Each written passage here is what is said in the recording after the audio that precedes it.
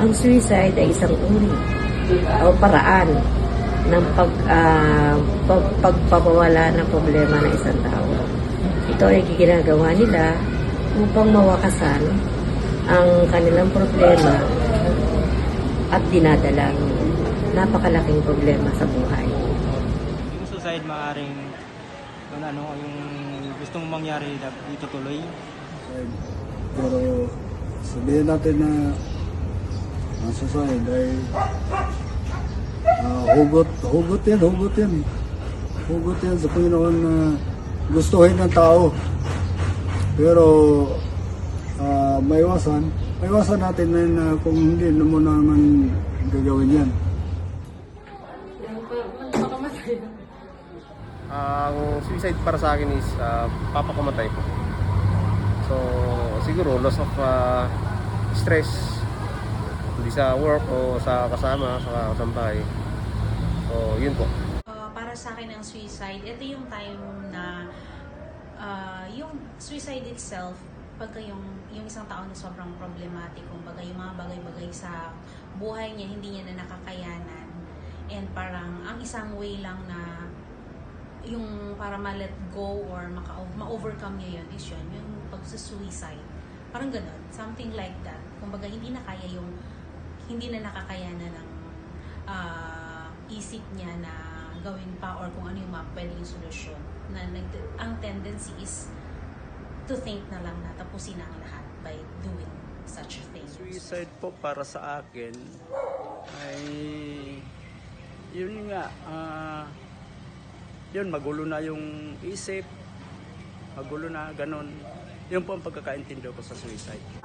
I believe suicide is the act of taking your own life. Sometimes you are not aware that you are on that act, and sometimes we are aware. Siguro may matinding pinagdadaanan, may problema, o may kasalanan na mabigat. At yung baka may lulong sa droga. Isa tong komplikadong phenomena na nangyayari sa buhay ng tao o sa mental health ng tao. Siguro dahilan to sa maraming factor tungkol sa sariling experiences, sariling mga problema, at siyempre mga environmental factors.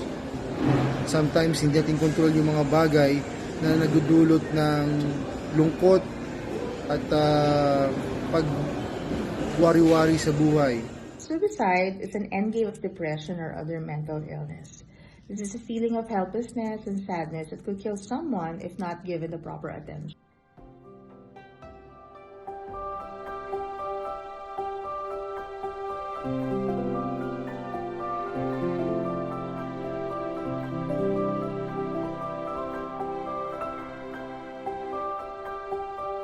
Ang isang tao na alam ko na suicidal, ito ay balisa, tulala, dahil sa depression, at saka siyempre pag nakausap mo na siya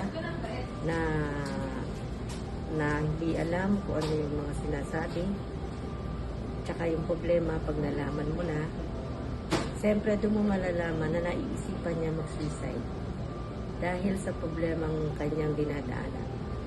Paano iwasan ang pagtuloy ng suicide? So, pag meron kang hindi nagustuhan, pwede mo naman na ititigil na lang. Suicide. Halimbawa na bigti, kagayang ganun. Naglason. Suicide yan para sa Panginoon. Galit ang Panginoon sa tungkol doon. Dahil suicide yan eh. Pero wala namang kasihan na sitwasyon ay ganito ang sitwasyon na suicide tungkol sa mga ari-arian ng bahay, tao o anuman, basta importante, mahalaga. Yun lang. Kakausap sa mga taong malalapit sa iyo. Pupunta sa mga lugar na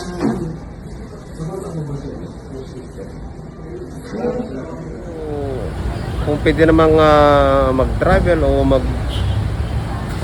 magliwaliw sa mga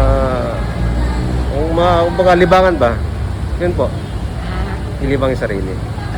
Siguro for me, para maiwasan yan, better kung like, for example, ako, I have to consult someone, kailangan ko siguro may nakakausap ako at the same time. Kumbaga, yung strong kasi relationship with other people, with your family, with your friends. Kumbaga, yung open communications will help us para mas ma-prevent yung ganong situation. Para hindi na tayo dumating sa ganon pang situation. You have to communicate with others, talk with people that surrounds you. Kaya po nagkagano ng isang tao, nag-suicide kasi nga doon sa nabanggit kong naggulong-gulo na yung isip niya, hindi niya na alam yung gagawin niya, parang litong-lito na siya. Kaya yun po ang nangyari sa kanya. And I think to prevent suicide is for us to have friends, to be open, and of course to acknowledge and don't invalidate what you're feeling, so that you will be able to be on that, to immerse yourself in that emotion, so that you won't be full. So parang kumbaga you have an outlet. Kailangan mo ng tulong o may mga bagay na nagbibigay agam-agam sa sarili mo, kumonsulta ka sa eksperto o sa doktor na makakatulong sa'yo. Payong kaibigan lang.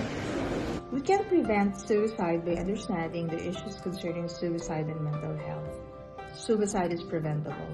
Showing concern to people who might need help, either a family member, friend, colleague, or random stranger.